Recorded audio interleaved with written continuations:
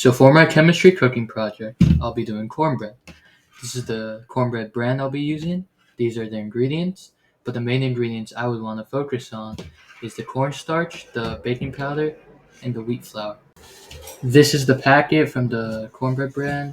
It requires one large egg, 3/4 cup milk, and half a cup of oil. I'll be using this large glass bowl to mix the ingredients together.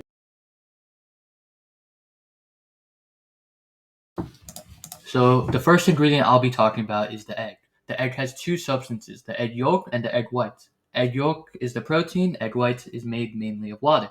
Because of the protein content of the egg yolk, when it gets heated, the yolk essentially becomes a gel, which helps to combine the liquid and fats in the mixture and combine them into one complete mixture. As the egg whites are mainly water, once it's heated, of course, it evaporates. This essentially helps the mixture to lighten and rise. The water in the egg whites also help to keep the mixture moist. Eggs are essentially what keep the mixture together, and without it, the mixture will crumble. It also acts as the only leavening agent in the total mixture, as the other ingredients are only milk and oil. Without it, without eggs, the cornbread would end up smaller, flatter, and denser. As without eggs, the cornbread is unable to rise. The second ingredient I'll be talking about is the oil. The oil's main job is to keep the product moist and tender.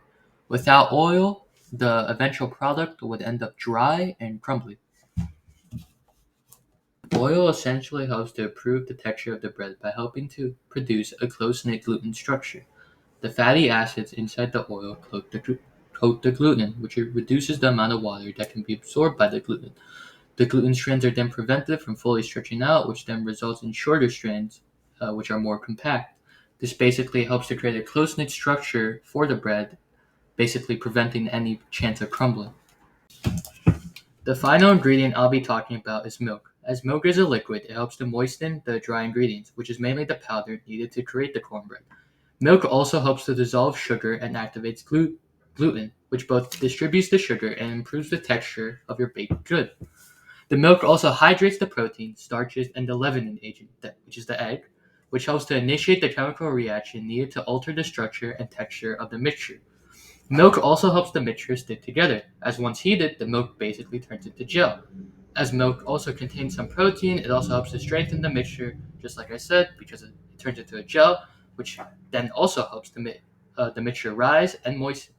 Overall, the main role of the milk is to hydrate the dry ingredients, which then help to initiate the chemical reactions needed to alter the structure of the eventual product. I'll be talking about the ingredients of the powder now. In the background is a time lapse of the mixture. So for the powder, we have three main ingredients I'd like to talk about: baking powder, wheat flour, and cornstarch. Baking powder essentially acts as another leavening agent. Baking powder is essentially baking soda with a dry acid. When this powder interacts with the liquid, the baking soda and acid react to form bubbles of carbon dioxide gas. This reaction only happens twice, once when it interacts with any type of liquid, and again when it reaches a certain temperature.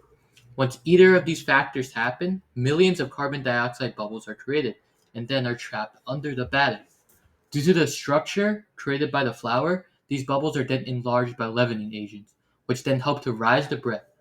Because of these millions of bubbles that are trapped under but are still enlarging, the cornbread continues to become light and fluffy along with rising. The second ingredient I'll be talking about is wheat flour. Wheat flour acts as the main structure for the cornbread. Wheat flour consists of two main ingredients, starch and protein. The starch essentially absorbs water from the batter to then swell up and gel. Once heat is added, the gelled up starch sets and helps to form the physical structure of the cornbread. Protein is the other main ingredient. As the batter gets mixed, the two proteins of wheat flour, gluten and gliadin, absorb water and together form gluten.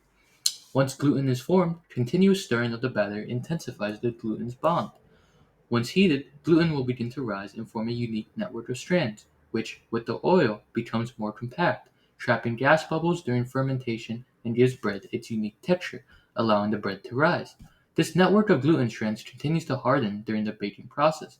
This results in the inside of cornbread having the common foam-like structure most baked goods have, along with providing a stable enough structure so the end product does not fully crumble. The last ingredient I'll be talking about is cornstarch. Cornstarch is essentially used as the thickening agent. When heated, the starch binds to molecules of water and the starch swells up as it absorbs the liquid. As it continues to get heated, the starch would have expanded about 10 times its original size. The cornstarch not only becomes thicker in heat but also sets once cooled down. Cornstarch's main role in the mixture is to just thicken the eventual product. So after stirring the mixture for about 15 minutes, I decided to put it inside the oven. The oven had reached 350 degrees and I set a timer for 40 minutes. I would check in on the cornbread every 10 minutes, benchmarking the rising of the bread, which you can see in the background. In the final 10 minutes, I checked in at the 5-minute mark, and once it finally finished, I left it in the oven for about 10 minutes. To conclude, while cornbread did not need many ingredients to create, each ingredient had a vital role in the end product. Eggs help to provide structure and leavening. Milk helps to activate the chemical reactions necessary in both baking powder and cornstarch. Oil helps to coat the gluten network, allowing for a much more compact structure. Baking powder helps rise the bread and keeps the cornbread fluffy and light. Cornstarch helps to thicken the product, and the wheat flour helps to maintain the structure of the product. Overall, this was a pretty fun project to do. If I could change anything, I'd like to add a bit less milk, but it's alright. The end product tasted delicious. And yeah, that's basically it.